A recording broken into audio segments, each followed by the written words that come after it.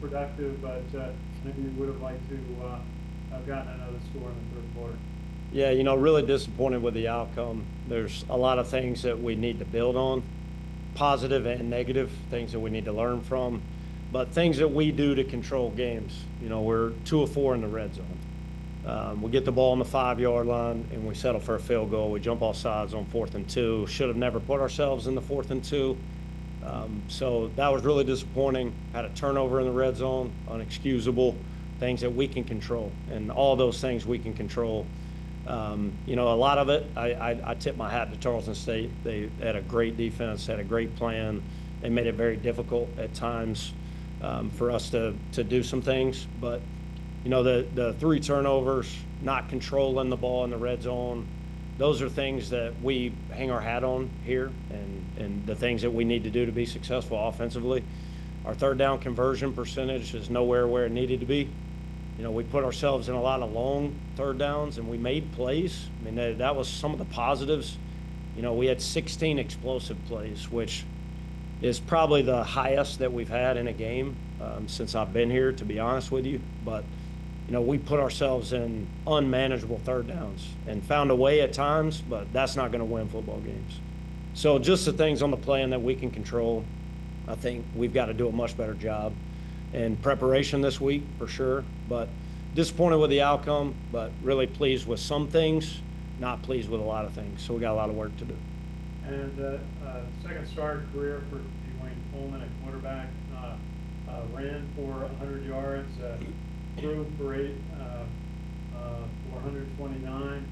I know we'd like to get that one throw in the third quarter back down the field that was intercepted. Mm-hmm. Overall performance, you look at the quarterback position and whether he had 100 yards rushing and 129 yards passing, we can't turn the football over. So that's ultimately what he's judged on and what we are judged on. He did some good things. I thought his ability to make plays on run schemes and break tackles and extend plays, I thought he did a really good job of that for the most part, getting him out in space and doing some of that stuff. And, he made a lot of plays in the pass game too, and some of those throws were him, and we were capable of making plays in the pass game when we needed to at times, but unexcusable error in the red zone. And I've got to do a better job in preparation with him. There were some good things. I was pleased overall with some things, but we're judged on the ultimate performance. So got a lot of things that we still need to clean up and work on, good and bad. But, I thought he was gritty. I thought he was tough.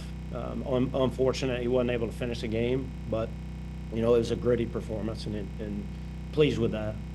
And Cale Helms went in for a couple of plays right at the end of the first half, and then the end of the overtime. Tell us a little bit about how he went in. He always seems to be well prepared. He is. Cale, the 2 positions that he had to come into a game, he has to go into the game we're in the deep red zone on the 5-yard line. He has a run to get us down to the 1 and then scores a touchdown. Those are his first 2 plays of the season. So very high pressure situation for him. He handled it really well.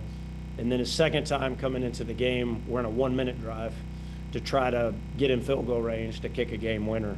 And he gave us an opportunity to do that. So 2 of the highest pressure packed points of a game, he was able to function and make plays.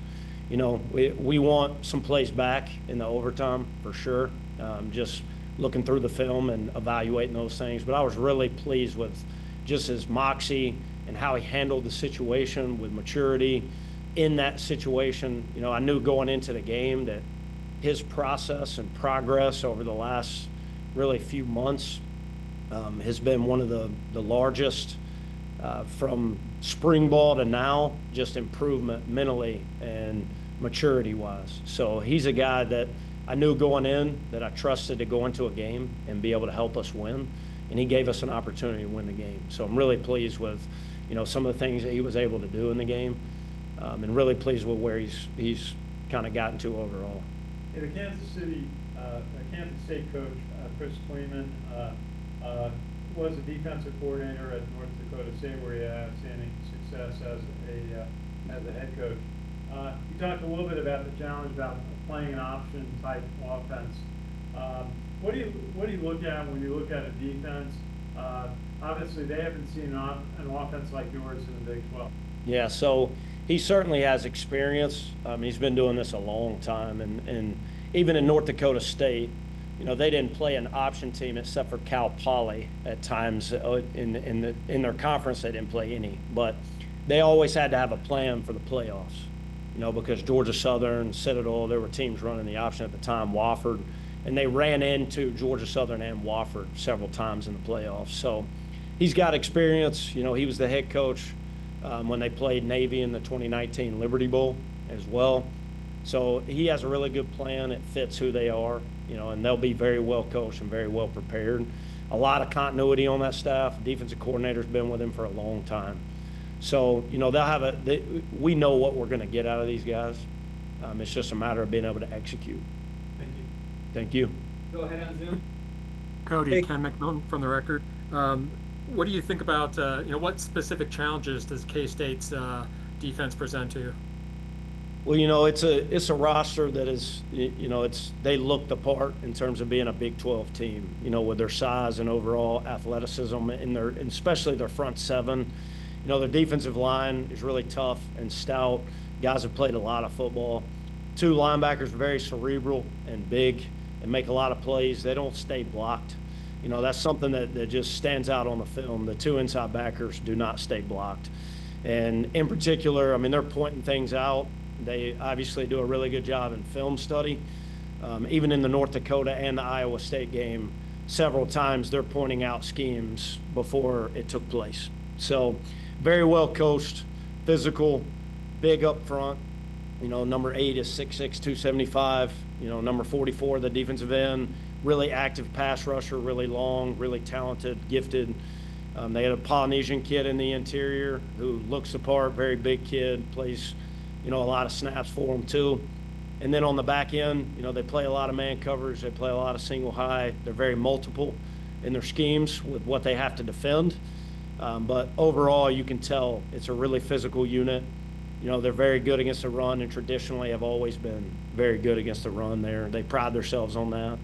And then on the back end too, I know North Dakota was able to get behind them on some things in the pass game that they'll look at and try to get cleaned up. But overall, a really talented unit, guys that have played a lot of football, very skilled, very big. So they present a lot of problems for sure. And what did you think about your offensive line coordination with your run game? How they work together? Were we seeing first game, or are there bigger issues? Well, certainly it's like a first game. You think you may know what you have. You see what you have to evaluate fall camp and see what that looks like. And, I thought our preparation and everything was solid up to the point. And then in the game at times, we're making day one errors and it's unexcusable. And I take full responsibility, so if we ask them to do something, we need to make it simple that they can execute it at a high level. We can't have missed assignments. We can't get off schedule. On first down, it was by far the worst first, second down game that we've had since I've been here. So those are the things that we really need to harp on. But, I think there's a lot that we can build on. A lot of new faces that got to get some of their first snaps and at times played well. At other times it looked like their first game. So, we got a lot of work to do. Still a work in progress. And, practice today was the first step. Really practice on Sunday following the game. But thought practice was really, really good today. Very, very spirited.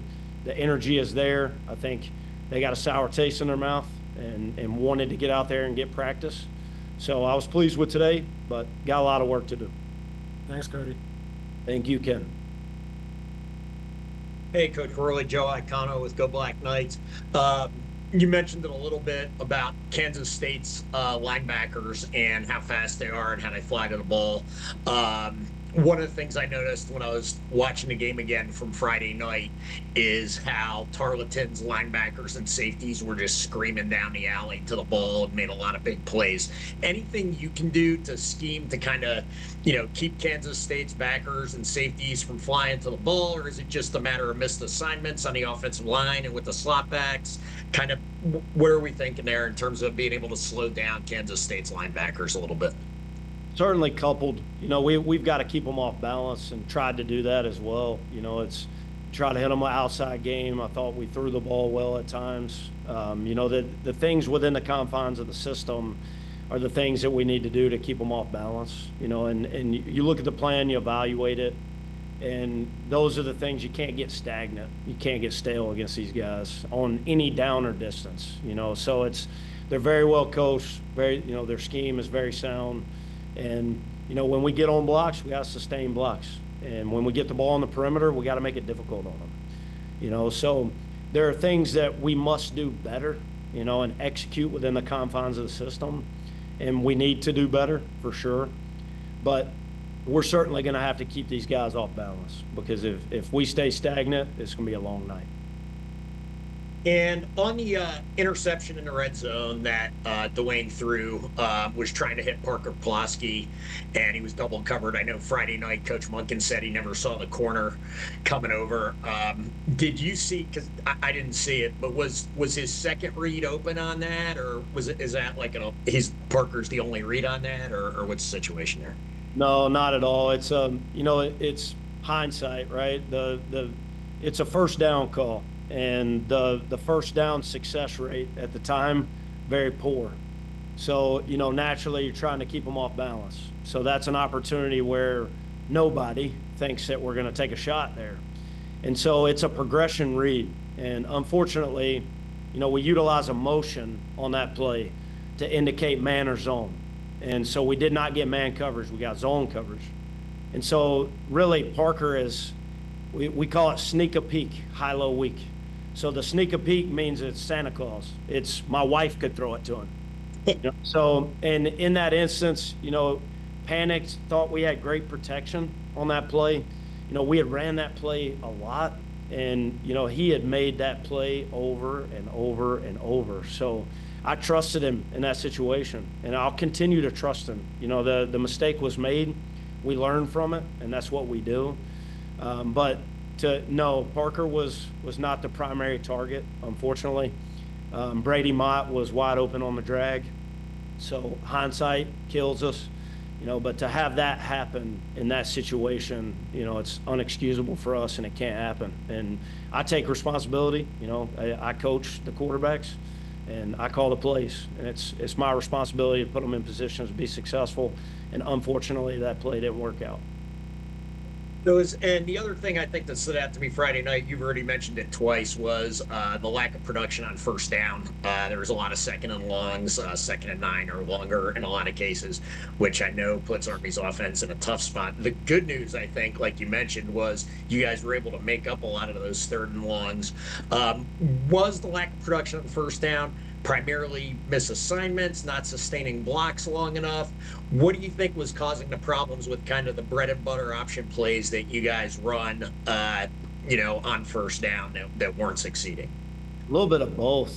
It's like we don't, one time we execute it and we don't sustain a block. The next time we have a missed assignment. The next time we can't get lined up. It was coupled errors that really set us off track. When we executed and we sustained blocks, we were positive, and that's what our guys need to understand. It's just because something happened a play before doesn't mean that's going to be replicated in any way. Every play is uniquely different, and they may line up the same way every time, but the way within the scheme, a player can play a different technique every time. We've got to trust our fundamentals. If you get beat on a play, the answer is not to reinvent something. It's to do your job and do it better. So I think at times, the lack of success, guys started to panic within their core fundamentals and kind of abandon what they've been coached. And I think learning from those mistakes is critical moving forward. And okay, you get beat, it's football, but how do I fix that problem? Let's trust my core fundamentals and see if I can execute them better on this given snap. So one snap in, one snap out basis, but it was one thing after the other. It wasn't one thing in particular. It was just unfortunate the way it went. And last question for you, Coach Worley. After a loss like last Friday night, fans and especially media personnel like us have a tendency to overreact to things. At the end of the day, it's one loss, and as a coach, how do you keep your young players, 18 to 22-year-old young men, focused on the fact that hey, it's one loss, we still have all our goals out in front of us. Let's, as you mentioned, let's correct the mistakes we made and just get ready for Kansas State and the rest of the season. Yeah, I think facing adversity and how you respond is really critical, especially critical in our program. The season that we had, and I don't like to talk about it, but the season that we had last year, those kids had just gone through 2 6-6 football seasons. Those were weathered guys that have gone through a lot of adversity, and gone through ups and downs and really, really bad games and really bad plays and bad situations. And they had been hardened by that situation. So hopefully we utilize this as an opportunity to learn. We've put the game behind us. It still stings, and I hope it stings. I know those guys, we have the 24-hour rule, but how they approach practice, how they approach every rep, how they approach their preparation in the meeting room, that sting and that disappointment needs to fuel that. I know it's fueling us, so I think they'll use it as a growth opportunity in how they respond. That's hopeful of how they've responded in the last couple of days. The energy is there, the enthusiasm is there. Nobody's hanging their head. We're going back to work. It's a work day, and today was indicative of that. So I was pleased with how they've responded, and I hope that is showcased in our play on Saturday. Thanks, Cody. Appreciate it. Have a good rest of your week. Yes, sir. Good to see you. Thanks, everyone. You too. All right, guys. Thanks, Eric.